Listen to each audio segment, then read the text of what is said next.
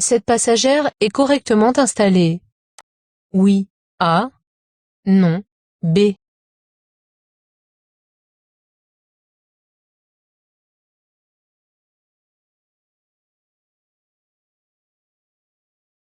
Cette passagère a bien attaché et ajusté sa ceinture de sécurité qui la tient au niveau de l'épaule et des os du bassin. Son appui-tête, avec la partie haute au niveau de la tête, est bien réglé. Cette passagère est correctement installée.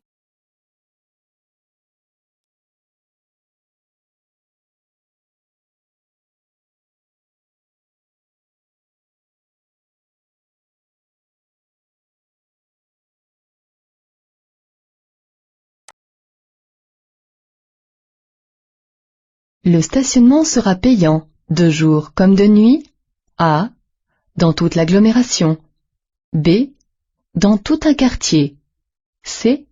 Jusqu'à la prochaine intersection. D.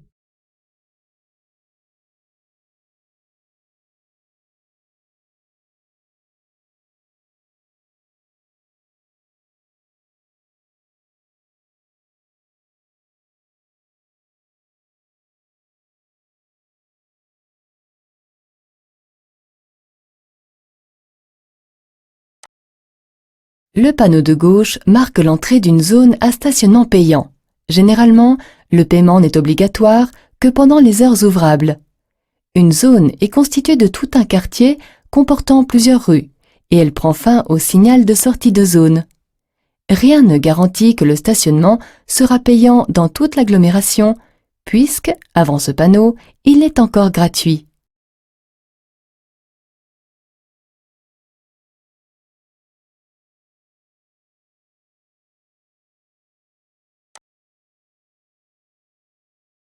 Pour faire un prédiagnostic et contrôler si la victime respire, je vérifie si sa poitrine se soulève. Oui. A. Non. B.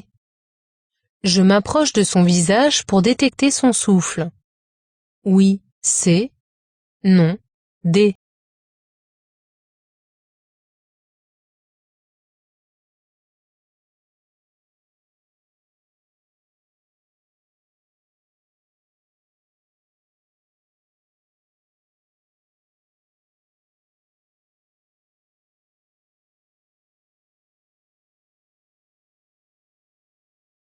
Avant d'appeler les secours, je fais un prédiagnostic de la victime en vérifiant si elle respire et si elle est consciente. Pour m'assurer qu'elle respire, je regarde si sa poitrine se soulève, ou bien je m'approche de son visage pour détecter son souffle. Je peux tourner à gauche. Oui. A. Non. B.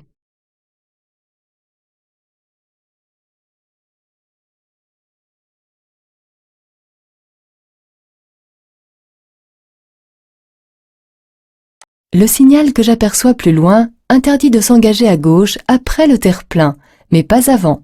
L'orientation des panneaux de direction en face me confirmant que je peux aller à gauche, je tournerai au niveau de la ligne discontinue.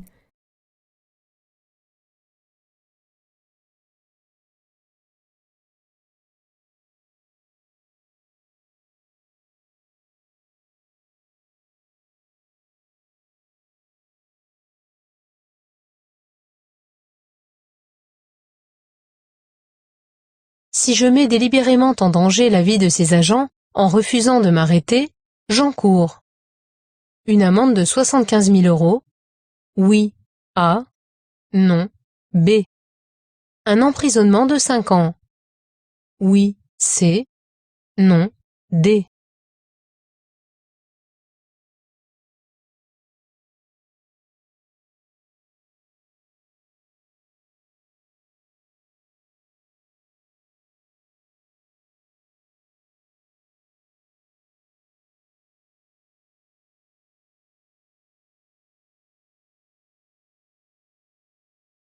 Le refus d'obtempérer est un délit passible d'une amende de 3 750 € et d'un emprisonnement de 3 mois. Si en tentant de prendre la fuite, je mets délibérément en danger l'agent ou d'autres usagers, La peine est portée à 75 000 € d'amende et 5 ans d'emprisonnement. Suite à ce délit, l'annulation du permis et la confiscation du véhicule peuvent également être prononcées.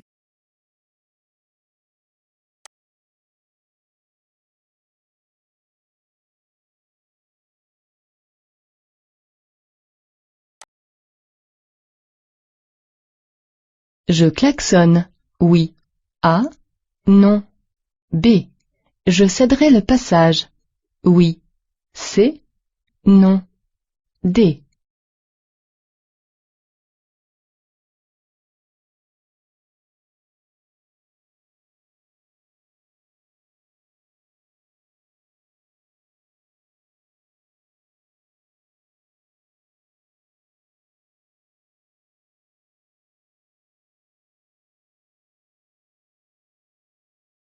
En agglomération, je ne peux klaxonner qu'en cas de danger immédiat.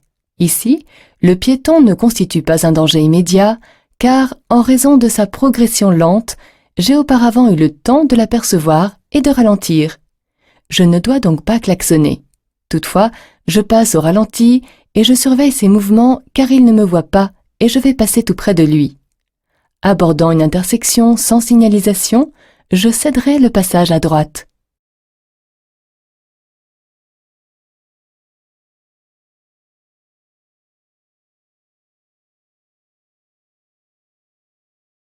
La surconsommation de carburant liée à la climatisation est plus importante. En agglomération, A. Hors agglomération, B.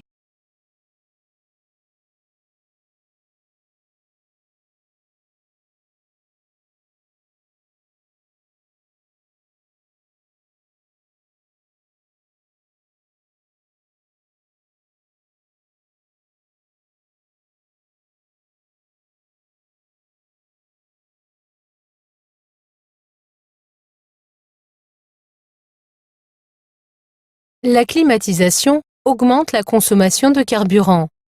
Lorsque l'air conditionné est réglé 5 degrés en dessous de la température extérieure, la surconsommation est d'environ 6% sur route et autoroute, mais elle est de 20% en ville. Elle est donc plus importante en agglomération.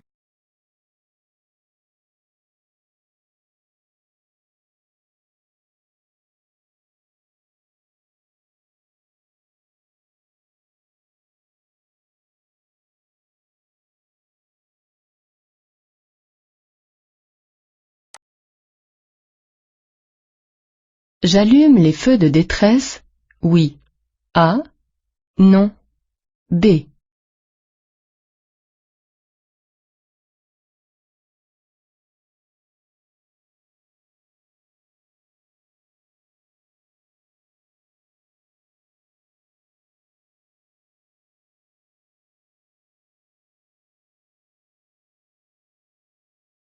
Sur cette voie rapide, le trafic est soudainement ralenti. Un regard dans le rétroviseur me permet de remarquer que la circulation était fluide jusqu'alors et que personne ne me suit. Étant à bord du dernier véhicule de la file, j'allume les feux de détresse afin d'avertir du danger les usagers qui pourraient arriver derrière moi. Ce geste limite considérablement le risque de collision en chaîne.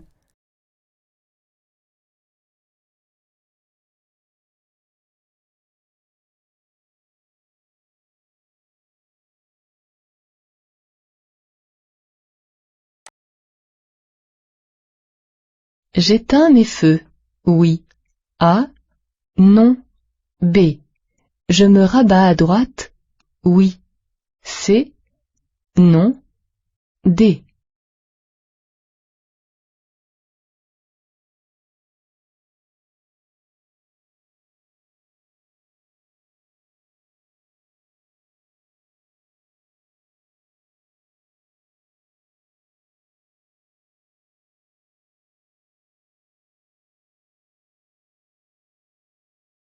La luminosité est faible. Je maintiens mes feux allumés car l'usage des feux de croisement est conseillé hors agglomération par tous les temps.